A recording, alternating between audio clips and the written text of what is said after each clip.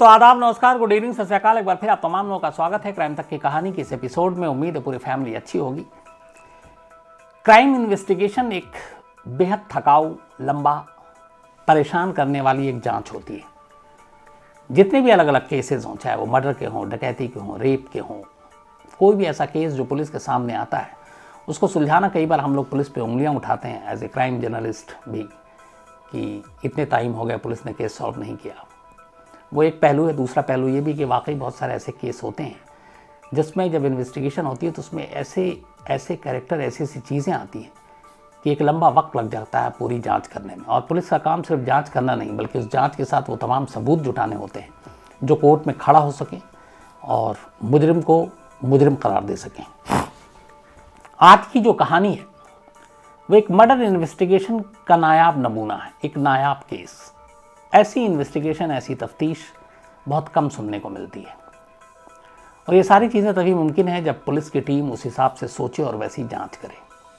कहानी इटली की है। इटली के इतिहास में किसी मर्डर केस की इन्वेस्टिगेशन इतने लंबे वक्त तक, इतना खर्चीला, इतना महंगा, और जिस इन्वेस्टिगेशन में हज़ारों लोग इन्वॉल्व किए गए हों, उसकी कोई दूसरी मिसाल नहीं मिलती।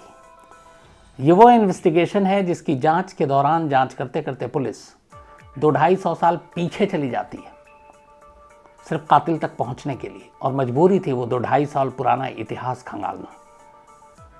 ये वो केस है जिसमें एक एक कर डीएनए सैंपल लिए जाते हैं और डीएनए मैच कराए जाते हैं। मैच होता है, एंड टाइम पे पता चलता है ये गलत है, 100% मैच नहीं हो, और कई लोगों के मैच करने पड़ते हैं।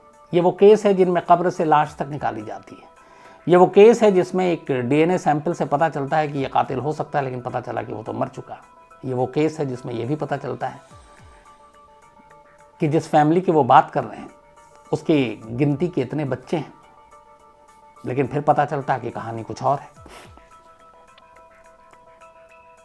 ये कहानी है यारा गैम्बिरासियो की, एक 13 साल की बच्ची की। इस पे शायद कोई भी नेटफ्लिक्स पे सीरीज भी आई थी या फिल्म आई थी। तो यारा गैम्बिरासियो 13 साल की एक बच्ची, इटली की रहने वाली, और इटली में एक छोटा सा शहर है ब्रेम्बैड दी सुपारा। बहुत छोटा सा, करीब 10-15 हज़ार की आबादी है इस शहर की। वैसे भी इटली में आबादी बहुत कम है, और इटली वो शायद देश है दुनिया का जहाँ सबसे ज़्यादा बुजुर्ग रहते हैं। और मैं बड़ा लकी हूँ, मुझे एक बार इटली जाने का मौका मिला। हमारी कंपनी की वहाँ पे मीटिंग थी, और मीटिंग के साथ थोड़ा आउटिंग भी हो गई। तो पिज़्ज़ा का मीनार और रोम और बाकी सारी चीज़ें देखी। बेहद खूबसूरत शहर है, बेहद खूबसूरत देश है इटली। तो उसी इटली में ये जो शहर था, ब्रेम्बैड दी सुपारा, यहाँ पे रहती थी यारा, 13 साल की एक बच्ची, ठीक ठाक परिवार से, स्कूल में पढ़ती थी। साथ में इसको जिम्नास्टिक का शौक था, एक पेशेवर जिम्नास्ट बनना चाहती थी। उसके लिए माँ बाप ने उसको एक ट्रेनिंग सेंटर में डाल रखा था जो उसके घर के करीब था, और वो वहाँ अक्सर जाया करती थी। 26 नवंबर 2010, 26 नवंबर 2010 की बात है ये।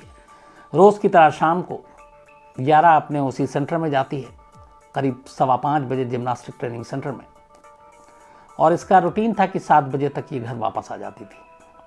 लेकिन उस रोज़, यानी 26 नवंबर 2010, ये घर से जाती तो टाइम पर है, लेकिन वापस नहीं आती। 7 बजे तक घर लौटना था, लौटती नहीं है। माँ बाप बहुत अलर्ट थे। 7:10 तक जब वो नहीं लौटी तो यारा के फादर ने जिम्नास्टिक ट्रेनिंग सेंटर में फ़ोन किया और पूछा कि वो कहाँ है। उन्होंने कहा कि वो तो यहाँ पे है नहीं, निकल चुकी है। इस दौरान में यारा का मोबाइल स्विच ऑफ, और जब भी कॉल करते वो सीधे वॉइस मेल पे चला जाता। अब घर वालों को परे अजीब लगा कि कभी ऐसा होता नहीं है। उधर सेंटर में बताया, जिम्नास्टिक सेंटर में, कि वो निकल चुकी है। उन्हें डाउट हुआ। अब सीधे उठाकर 7:15 के आसपास यारा के घर वालों ने पुलिस को फ़ोन कर दिया और कहा कि ऐसे ऐसे उनकी 13 साल की बच्ची न घर पे है, न जिम्नास्टिक सेंटर में है, और गायब है। पुलिस भी फ़ौरन वहाँ पे अलर्ट। छोटा सा शहर, और इस तरह के क्राइम कभी होते नहीं हैं। तो पुलिस की जो टीम थी वहाँ पे, उसको लीड कर रही थी एक 45 ईयर लेडी फीमेल अफसर पुलिस की, जिनका नाम था लेटिजिया रुगेरी। रुगेरी एक तेज तरार अफसर मानी जाती थी।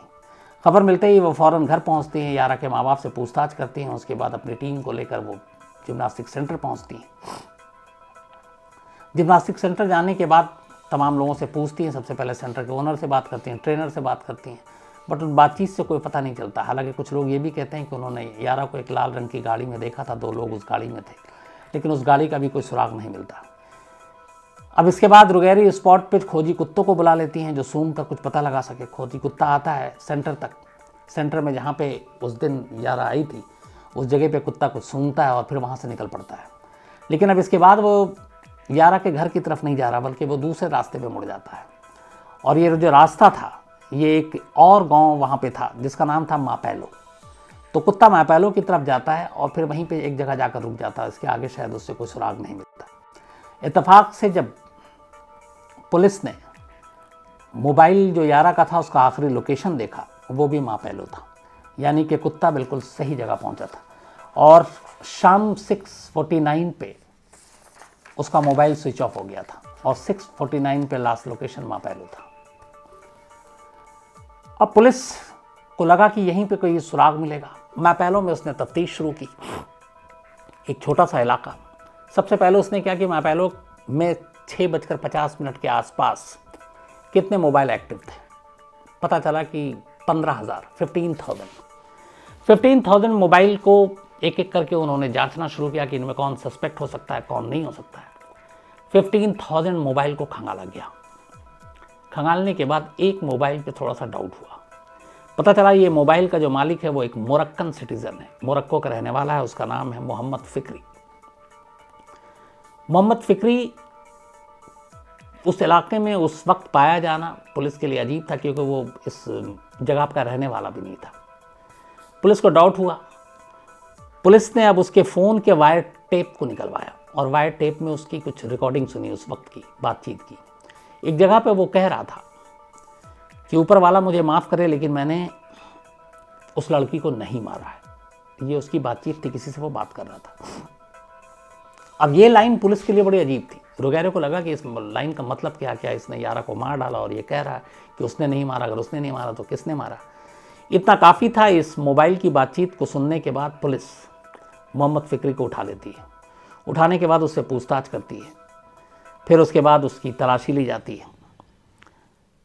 उसका एक वैन था, उस वैन को भी पुलिस अपने कब्जे में लेती है। उस वैन में एक गद्दा था, उस गद्दे पे कुछ ब्लड के निशान मिलते हैं। पुलिस को लगता है केस सुलझ गया, लेकिन बाद में पता चलता है कि वो ब्लड सैंपल किसी और का है। और फिक्री से जितनी पूछताछ होती है तो पता चला कि वो उस वक्त तो वहाँ था, लेकिन कई और विटनेस थे जिन्होंने देखा कि वो वहीं था और कहीं नहीं गया था। तो जितने भी सबूत थे वो फिक्री को बेकसूर साबित कर रहे थे और मजबूरी थी पुलिस की। वहाँ पे भी ऐसा नहीं है कि अपने जैसे बहुत सारे होते हैं कि केस को सुलझाना, किसी को भी अंदर कर दो। तो ऐसा किया नहीं इटली की पुलिस ने। और कोई सबूत जब नहीं मिला, कोई भी लिंक नहीं जुड़ा, तो उन्होंने फिक्री को छोड़ दिया, घर जाने दिया। अब इस दौरान में ये केस इटली में हेडलाइंस में आ चुकी थी। एक 13 साल की बच्ची गायब, मिल नहीं रही है। धीरे धीरे वक्त बीत रहा है। उसके तमाम फ़ोटोज़ टीवी पे, अखबारों में, सब जगह चल रहे हैं। प्यारी सी बच्ची, उसको लेके एक मुहिम सी भी शुरू हो गई, लेकिन कोई फ़ायदा नहीं हुआ। 3 महीने बीत गए। 3 महीने तक यारा की कोई खबर नहीं मिली। 3 महीने के बाद, चूँकि 26 नवंबर की बात थी, फरवरी का महीना आ गया। इसी यारा के शहर से करीब 10 किलोमीटर की दूरी पर एक दूसरा छोटा सा शहर या कस्बा है जिसका नाम है विग्नोलो द इसोला। विग्नोलो द इसोला में एक शख्स रिमोट कंट्रोल वाला प्लेन उड़ा रहा था, छोटा सा। और जब वो प्लेन उड़ा रहा था तो बिल्कुल जब वो नीचे आया तो वहाँ पे झाड़ियाँ भी थी, बड़ा सा मैदान था। उसने देखा कि उस झाड़ी में कुछ जूते नज़र आ रहे हैं और एक कोई इंसान पड़ा हुआ दिख रहा है। वो प्लेन को नीचे लाता है, जाकर झाड़ी के पास देखता है एक लड़की की लाश पड़ी है। वो फ़ौरन पुलिस को खबर देता है। पुलिस मौके पे पहुंचती है। जब मौके पर पहुंचती है तो देखती है कि वहाँ पे एक लड़की की लाश है। लाश लगभग सड़नी शुरू हो चुकी थी। लाश के पास कपड़े थे, आईपॉड था, घर की चाबियाँ थीं, सिम कार्ड थे, मोबाइल की बैटरी थी, लेकिन मोबाइल नहीं था। थोड़ी देर के बाद लाश यारा के घर वालों को दिखाई जाती है और वो शिनाख्त कर लेते हैं। ये सारे सामान यारा के ही थे। यारा का कत्ल हो चुका था। उसके पूरे जिस्म पर अनगिनत चोट के निशान थे, स्टैबिंग के निशान थे, चाकू के। लाश को पोस्टमार्टम के लिए भेजा जाता है। पोस्टमार्टम से पता चलता है कि उसके साथ रेप नहीं हुआ, लेकिन उसे बुरी तरह मारा गया और उस घाव की वजह से उसने दम तोड़ दिया। उसकी लाश के साथ डॉक्टरों को यारा की सांस की नली में एक लाइम मिट्टी के कुछ अंश भी मिलते हैं। लाइम मिट्टी आमतौर पर ये जो बिल्डिंग मटेरियल होता है उसमें इस्तेमाल किया जाता है। तो पुलिस को यह अंदाज़ा हुआ कि शायद इसमें कोई ऐसा शख्स कातिल हो जो बिल्डिंग मटेरियल का काम करता हो, बिल्डर हो, मजदूर हो। फॉरेंसिक की टीम का यही मानना था। इसके बाद फॉरेंसिक की टीम को मोबाइल की बैटरी और उसके ग्लव्स और उससे कुछ डीएनए के 2 सैंपल मिलते हैं। पुलिस अब इन दोनों सैंपल को अपने पास लेती है और इस पूरे शहर में करीब 22,000 लोग, पहले तो वो अपने डेटाबेस में जाती है और देखते हैं जो क्रिमिनल के डेटाबेस उनसे मैच करती है, वो सैंपल किसी से मैच नहीं करता। इसके बाद पुलिस अब शहर के लोगों को अलग अलग उनके ब्लड सैंपल लेना शुरू कर देती है ताकि डीएनए मैच कराया जाए। 22,000 लोगों के डीएनए सैंपल कलेक्ट करती है पुलिस। उसकी लीड करती है रुगैरो, लेकिन किसी के साथ भी मैच नहीं करता। अब वक्त भी बीत रहा था। करीब 2 महीने बीत गए। 2 महीने के बाद, 2 महीने जब ये लाश मिली फरवरी में, उसके बाद कातिल का कोई सुराग नहीं मिल रहा है, कोई सबूत नहीं मिल रहा है और धीरे धीरे वक्त बीत रहा है। जितने भी लोगों के डीएनए थे वो मैच नहीं कर रहा है। इसी दौरान फॉरेंसिक की एक और रिपोर्ट आई। जो उन्होंने 2 पहले सैंपल लिए थे, एक मोबाइल की बैटरी से और एक ग्लव से, अब एक तीसरा उनको और सैंपल मिलता है डीएनए का, और वो मिलता है यारा की अंडरवेयर से। अब इस सैंपल से कुछ उम्मीद जगी कि शायद कुछ पता चले। अगर उसके साथ रेप नहीं हुआ, ज़बरदस्ती भी करने की कोशिश की गई, तो जिसने की होगी वो अपना कोई ना कोई निशान छोड़ दिया होगा। तो अब इस सैंपल के बाद पुलिस को लगा कि मामला कुछ आगे बढ़ सकता है। इस सैंपल को लेने के बाद अब रुगैरो ने, जो टीम की लीडर थी, उन्होंने अलग अलग कई टीमें अब बना दी और टीमों को बनाकर अलग अलग जिम्मेदारी दी गई। सबसे पहले पूरी फैमिली, उन सब के डीएनए फिर से लिए गए, मतलब फिर से उसकी जांच की गई इस नए अंडरवेयर पे जो सैंपल मिला था। एक टीम को सिर्फ मोबाइल का डेटा कलेक्ट करने के लिए पूरे इलाके का लगा दिया गया। इसके अलावा उस दिन जो लोग मोबाइल का फ़ोन का इस्तेमाल करने नहीं कर रहे थे और पहले लगातार उनका एवरेज था क्या क्या करना, ऐसे लोगों का भी पता लगाने के लिए कर दिया गया। कितने मोबाइल स्विच ऑफ थे ये भी पता लगाने के लिए कहा गया ताकि उससे कोई सबूत मिले। लेकिन कोई फायदा नहीं, कोई भी जांच आगे नहीं बढ़ रही थी। इस दौरान में लगातार यारा की लाश को मुर्दा घर में रखा गया था, लेकिन कब तक रखते केस सुलझ नहीं रहा था। आखिरकार मई 2011 में, मतलब नवंबर में डेथ हुई थी। 3 महीने बाद फरवरी में लाश मिली और 2 महीने तक मॉर्चरी में रही। मई 2011 में आखिरकार यारा का अंतिम संस्कार कर दिया गया और पूरे इटली ने इस 13 साल की बच्ची को एक तरह से रोकर विदाई दी थी, क्योंकि तब तक पूरे इटली में यह खबर हर दिन फॉलो अप छप रहा था और पुलिस के ऊपर इधर अब लगातार प्रेशर था कि यारा के कातिलों को कहीं से भी ढूंढना है। कातिल मिल नहीं रहा था। लगभग पूरे शहर के लोगों के सारे डीएनए हो गए, सब कुछ ले लिया, कामयाबी नहीं मिली। एक रोज आईओ रुगेरा, अब उन्हें लगा कि क्या करें, कोई सैंपल मैच नहीं कर रहा है, कोई क्लू नहीं मिल रहा है। तो उन्होंने कहा कि अब कुछ दूसरा तरीका अपनाते हैं। इसी शहर में एक क्लब भी था, छोटा सा। अब उस क्लब में तमाम लोग आते थे। रुगैरा ने तय किया कि इस क्लब में जितने लोग आते हैं अब इन सब का भी ब्लड सैंपल लिया जाए, क्यों हो सकता है इनमें से कुछ बाहर से भी आते हैं, कुछ ऐसे हों जो बच गए हों, और उससे मिलान कराया जाए यारा के उस अंडरवेयर पे मिले सैंपल का। क्लब के लोगों के डीएनए सैंपल लिए जाते हैं। पहली बार पुलिस को एक कामयाबी मिलती है। मोहम्मद फिक्री पहला था जिसे पुलिस ने पकड़ा उस मोबाइल की वजह से कि मैंने इस बच्ची को नहीं मारा, लेकिन वो नाकाम रहा। अब दूसरी बार क्लब के डीएनए सैंपल लेने के बाद एक शख्स का डीएनए लगभग 95% से ज़्यादा मैच कर जाता है यारा के उस अंडरवेयर पे मिले सैंपल से। इस शख्स का नाम था डेमियानो। डेमियानो वहीं थोड़ी दूरी पर रहता था और उसके बारे में यह था कि बीच में वो बाहर था लेकिन फिर यहां आया और बहुत सारी ऐसी चीज़ें मिल रही थी जिससे रोगेरो को लगा कि अब डेमियानो मिल गया और ये 95% मैच है, इसका मतलब है कि कहीं ना कहीं ये इस कत्ल से जुड़ा हुआ है। अब इसके बाद पुलिस डेमियानो को उठाती है, पूछताछ करती है, लेकिन इत्तेफाक की बात यह है कि जब पुलिस पूछताछ करती है तो पता चलता है कि 26 नवंबर 2010 जिस दिन ये इंसिडेंट हुआ, यारा गायब हुई, उस दिन डेमियानो इस शहर में था ही नहीं। इस शहर में क्या, इटली में ही नहीं था, वो किसी और देश में था और उस देश के सारे दस्तावेज, वीज़ा, इमिग्रेशन के स्टैंप, सारी चीज़ें गवाही दे रहे थे कि डेमियानो का इस कत्ल से कोई लेना देना नहीं है।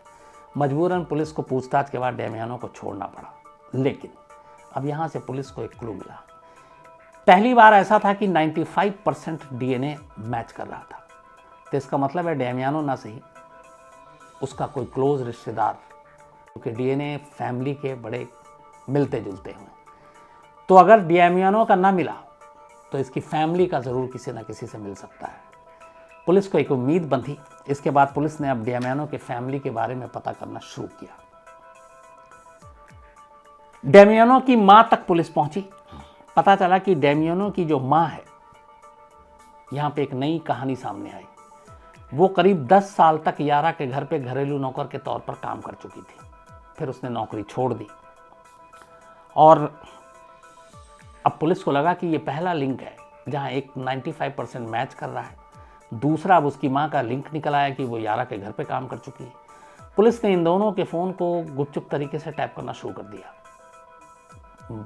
कई हफ्ते इन्होंने फ़ोन सुने, लेकिन दोनों के बीच में ऐसी कोई बातचीत नहीं हुई जो पुलिस के कान खड़े करती। नॉर्मल बात, और उसके बाद उनकी बातचीत से ये भी लगा कि शायद इनका कोई लेना देना नहीं है, ना उसकी माँ का, डेमियानो तो था ही नहीं।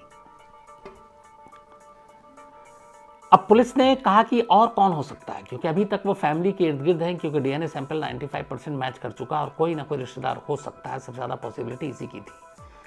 इस चक्कर में रोगेरो ने तय किया कि वो डेमियानो, उसकी माँ के उसके पति, उसके पिता, उसके पुराने पूर्वज, इन सब के कुंडली खंगालेगी, पूरी फैमिली ट्री निकालेगी और इस चक्कर में ढूंढते ढूंढते 2010 से वो पुराने 1716 तक पहुंच गई।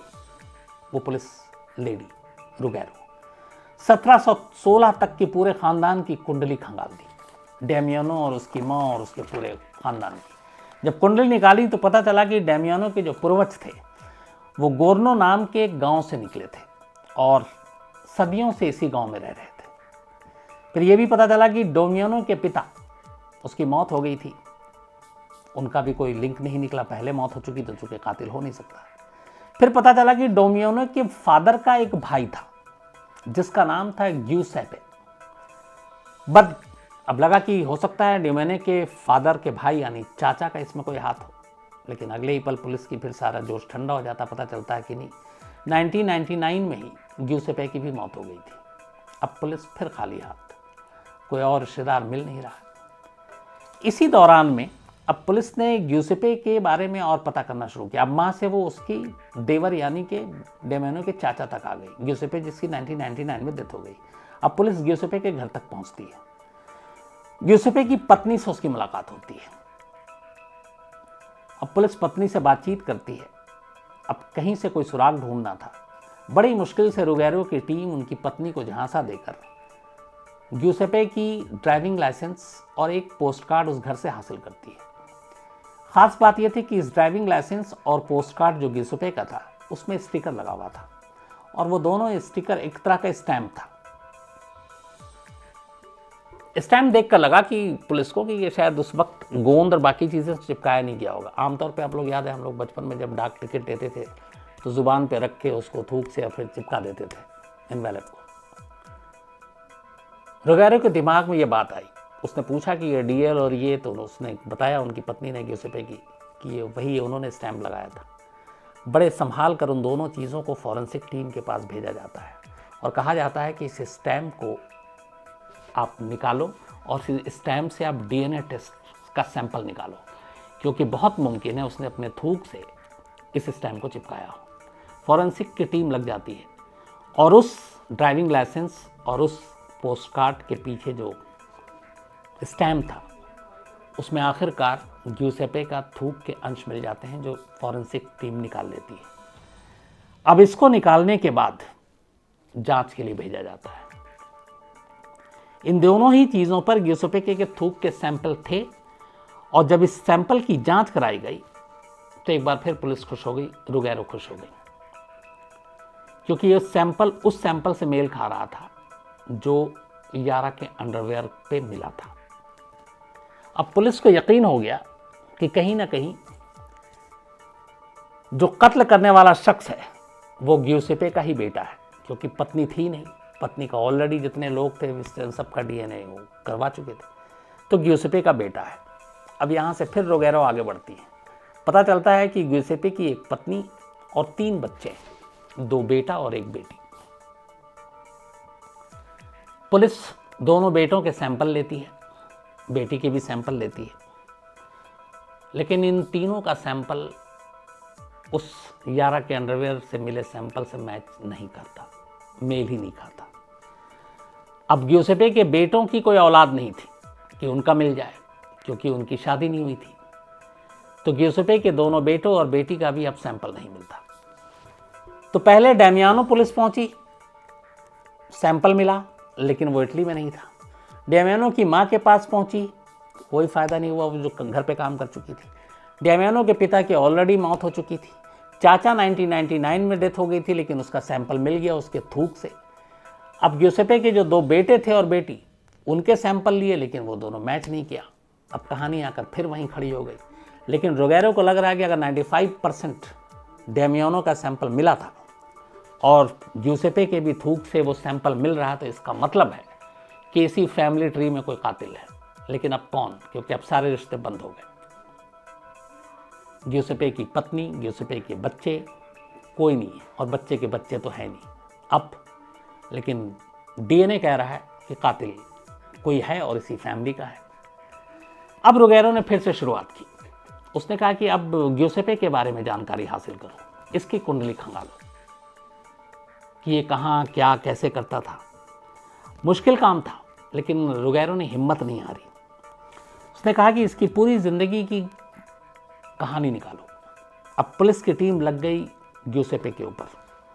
तो पता लगा कि ग्यूसेपे रहता तो यहीं था अपनी पत्नी के साथ, लेकिन हर साल मई में 2 हफ्ते के लिए, एवरी ईयर, वो एक स्पा रिजॉर्ट जाया करता था और वहीं पे वो रहता था 2 हफ्ते तक।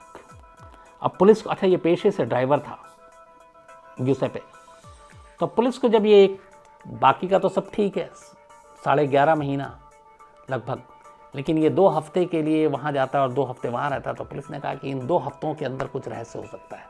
अब पुलिस ने पता किया कि वहाँ जाके क्या करता है, किससे रहता है, किन किन से मिलता है, ख़ासतौर पर कितनी महिलाओं के साथ इसके रिश्ते हैं। अब पुलिस की टीम इसके पीछे लगा दी जाती है कि इसकी उस स्पा रिजॉर्ट में जाकर इसके दोस्तों, इसकी फीमेल फ्रेंड्स के बारे में खंगालो। अच्छा, इस दौरान अब पुलिस को यह भी था कि है तो कातिल फैमिली ट्री से, लेकिन सिर्फ थूक के इस बिना पर कल को कोर्ट में किसी को पकड़ के पेश करते हैं तो अदालत भी शायद कहे कि इसके बिना पे नहीं होगा, तो पूरा पुख्ता चाहिए था डीएनए सबूत। फिर पुलिस, रुगैरो की टीम अदालत जाती है, अदालत से परमिशन लेती है और ग्यूसेपे की कब्र की खुदाई करती है और उसकी लाश से फिर वो डीएनए के सैंपल लेती है। तो थूक के अलावा ऑथेंटिक और ज़्यादा पुख्ता करने के लिए इन्वेस्टिगेशन का ये पार्ट देखिए कि वो बाकायदा उसकी कब्र खुदवा कर, जिसकी 1999 में डेथ हो गई थी करीब 2011-12 में, और उसकी कब्र खोद कर फिर वहाँ से सैंपल निकाले ताकि अदालत में वो पेश कर सके कि हाँ देखो यही है। इसके बाद अब पता चला कि ग्यूसेपे पेशे से ड्राइवर था और एक टेक्सटाइल फैक्ट्री थी जिसमें वो बहुत सारी औरतों को छोड़ा करता था काम के लिए। पुलिस ने ग्यूसेपे के साथ काम करने वाले तमाम अब ड्राइवरों को कुरेदना शुरू किया, उनसे पूछताछ की ताकि कुछ सुराग मिले। इसी दौरान में पुलिस को पता चला कि एक महिला है जिसका करीब जिसके साथ इसकी अच्छी खासी दोस्ती थी। और उसकी 19 साल की उस उम्र में ही उस महिला की शादी हो गई, लेकिन वो पति के साथ खुश नहीं थी। वो भी फैक्ट्री में काम करती थी और उस महिला का नाम था ईस्टर अर्जुफ्फी। कहा गया कि सबसे ज़्यादा जब जो महिलाओं को वो टेक्सटाइल फैक्ट्री में छोड़ा करता था ग्यूसेपे, तो इस महिला से सबसे ज़्यादा बात किया करता था और शायद वही उसकी करीबी दोस्त थी, जितने ट्रक ड्राइवर और बाकी विटनेस ने बताया।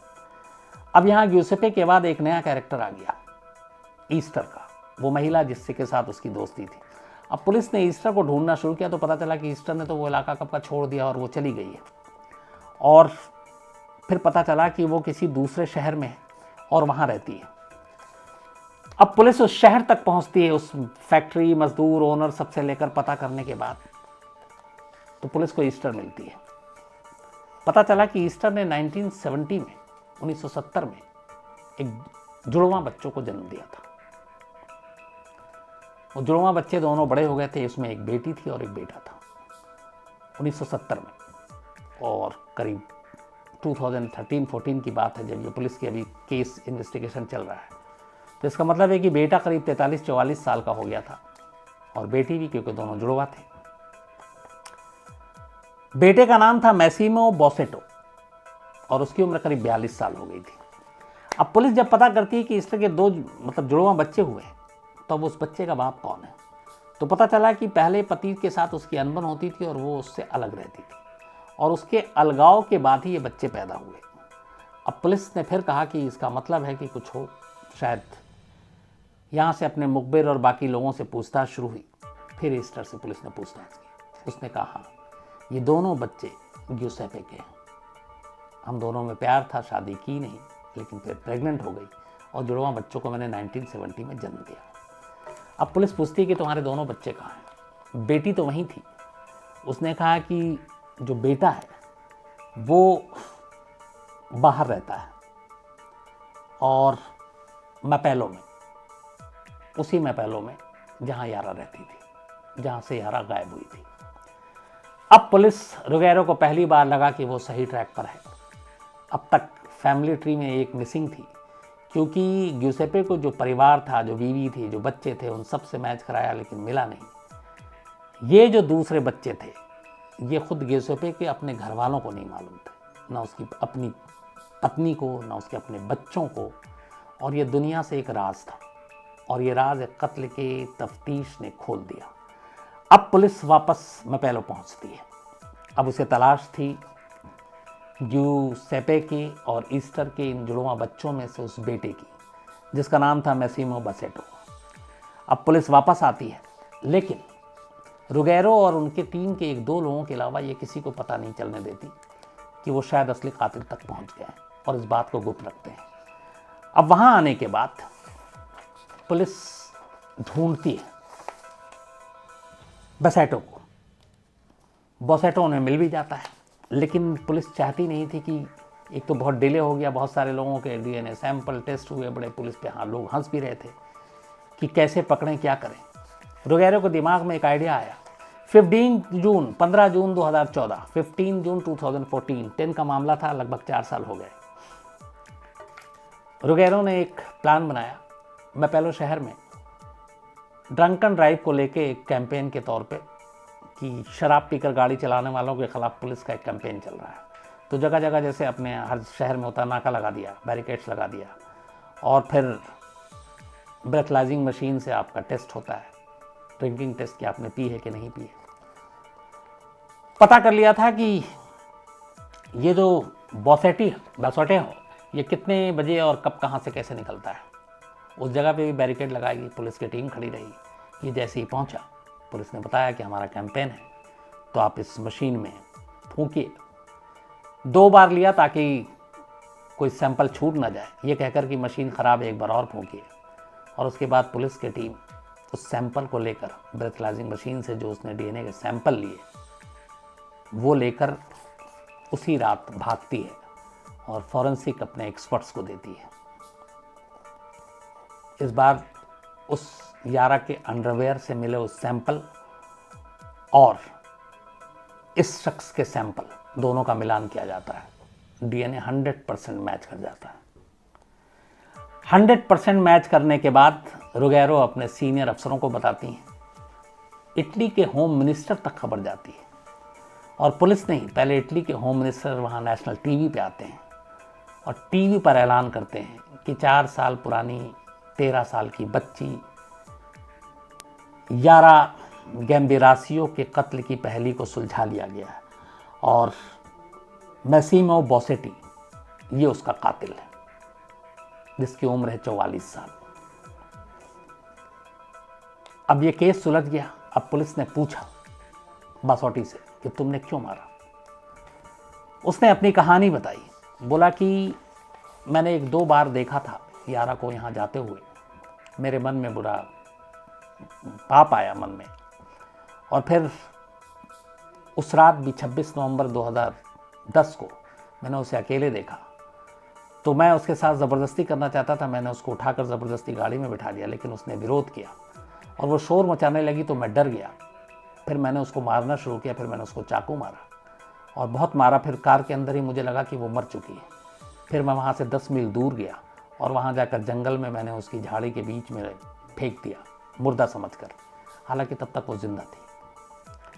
और फिर मैं वहाँ से भाग आया। लेकिन मैं जब उसको मार रहा था और मारने से लेके जंगल तक जाने के दौरान मैंने अपना मोबाइल फ़ोन स्विच ऑफ कर दिया, बैटरी बाहर निकाल दी और फिर वापस आया। अगले दिन सुबह मैंने डाला, और यही वजह है कि उस रात जो 15,000 फ़ोन एक्टिव थे, उनमें से 15,001वां फ़ोन यानी इस शख्स का फ़ोन एक्टिव नहीं था, क्योंकि इसने फ़ोन को बंद कर रखा था और इसीलिए लोकेशन पुलिस नहीं पता कर पाई।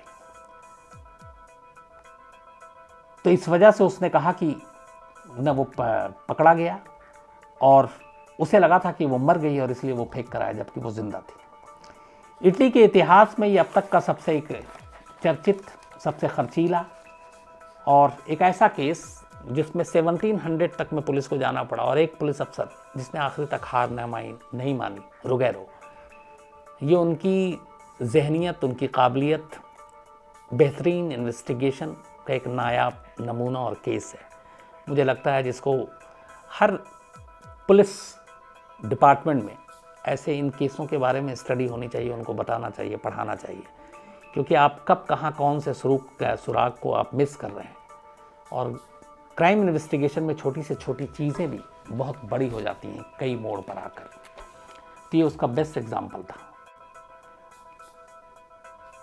इस केस को सुलझाने के बाद रुगैरो की इटली में बहुत तारीफ हुई। बहुत सारे लोगों ने तो हाथ ही खड़े कर लिए थे कि शायद अब नहीं होगा, लेकिन उन्होंने अपने बलबूते पे इस केस को साबित किया, सुलझाकर, और दिखाया कि अगर सही तरीके से जांच की जाए तो कैसे केस सुलझ सकता है। मुझे उम्मीद है कि इस केस की इन्वेस्टिगेशन और उससे जुड़ी छोटी छोटी चीज़ें आपको पसंद आई होंगी, और ये अपने आप में वाकई एक नायाब इन्वेस्टिगेशन की कहानी थी।